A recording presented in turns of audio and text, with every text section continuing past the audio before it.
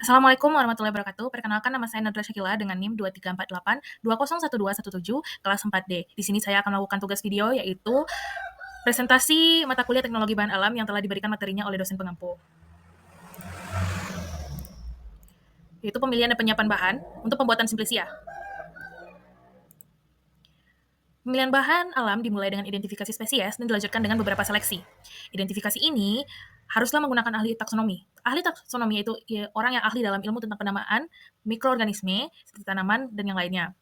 Digunakan agar tidak salah dan mencapai target penelitian. Dan beberapa seleksi tersebut yaitu ada spesies, usia, bagian tubuh, lokasi, dan musim. Selanjutnya, faktor yang mempengaruhi senyawa pada tumbuhan.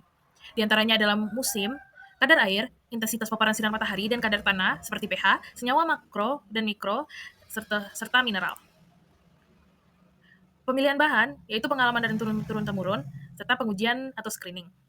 Dan penyiapan bahan, pemanenan harus dengan bahan baku yang sesuai dan tidak rusak. Bahan baku dapat herba atau keturunan atau bagian tertentu saja, seperti bunga atau flos, daun atau folium, batang atau kaulius, radix atau akar, buah atau fruktus. Didapat dari tumbuhan liar secara alamiah atau hasil budidaya.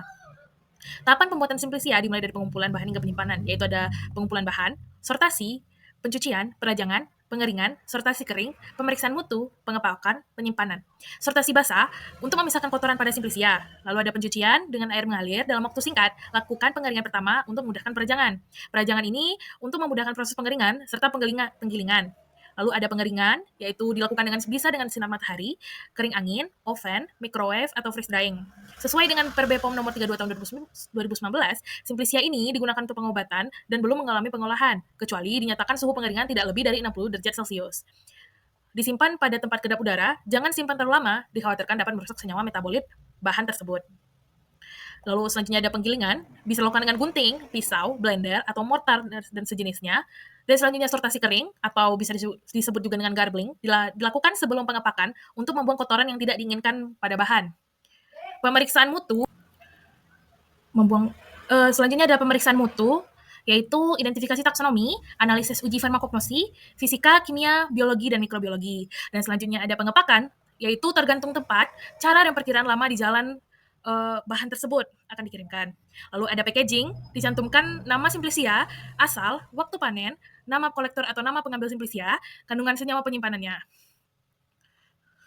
Penyimpanan harus yang sesuai untuk menjaga kualitasnya, yang harus tahan api, konstruksi baja, tahan panas, dan tahan rayap. Selanjutnya ada ekstraksi.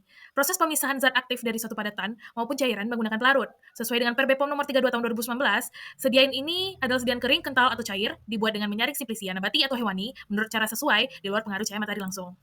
Prinsipnya ada 3 tahapan proses ekstraksi, yaitu pelarut akan merusak dinding sel dan jaringan, masuk ke dalam sel pelarut, akan melarutkan senyawa metabolit, lalu pelarut bersama senyawa yang terlarut akan keluar atau terpisah dari bahan atau biomasa penghasilnya. Metode-metode ekstraksi ada maserasi, perkolasi, refluksi, sokletasi, ultrasonikasi, microwave, dan dengan tekanan. Yang maserasi, tahapannya itu adalah perendaman, pengadukan, penyaringan, dan pengulangan. Kelemahannya yaitu waktu yang lama, senyawa rusak karena terlalu lama dengan pelarut, dan terlalu banyak pelarut yang digunakan. Kelebihannya yaitu teknologi yang sederhana dan senyawa tidak rusak karena panas. Perkolasi, tahapannya ada packing dan pengaliran pelarut. Kelemahannya adalah lebih banyaknya pelarut yang digunakan, senyawa sulit tersari atau seringnya tersumbat, namun kelebihannya adalah teknologi yang sederhana, tahapan sederhana, dan waktu yang singkat. Ada refluksi, yaitu tahapannya adalah perendaman, pemanasan, dan penyaringan. Namun kelemahannya adalah kerusakan senyawa karena panas, biayanya yang mahal, kelebihannya yaitu sedikit pelarut, waktu singkat, dan rendaman tinggi. Lalu ada sokletasi dengan tahapan packing dan pemanasan, pelarut, kelebihan dan kelemahannya sama dengan refluksi. Yaitu lalu selanjutnya ada ultrasonikasi. Ultrasonikasi ini tahapannya ada perendaman, ultrasonikasi, penyaringan, dan pengulangan. Kelemahannya adalah biaya mahal, kelebihannya adalah waktu singkat, pelarut sedikit, dan tidak tahan panas. Senyawa tidak rusak karena panas. Microwave juga sama tahapannya dengan ultrasonikasi. Kelemahannya adalah biaya mahal, kelebihannya waktu singkat, dan pelarutnya sedikit. Dan ekstraksi dengan tekanan sama, tahapan dan perendaman ultrasonifikasi, penyaringan, pengulangan, namun kelemahannya biaya mahal, namun kelebihannya adalah waktu singkat dan pelarut yang sedikit. Selanjutnya ada evaporasi, dilakukan dengan menguapkan ekstrak untuk mendapatkan ekstrak yang lebih kental. Sekian, terima kasih. Assalamualaikum warahmatullahi wabarakatuh.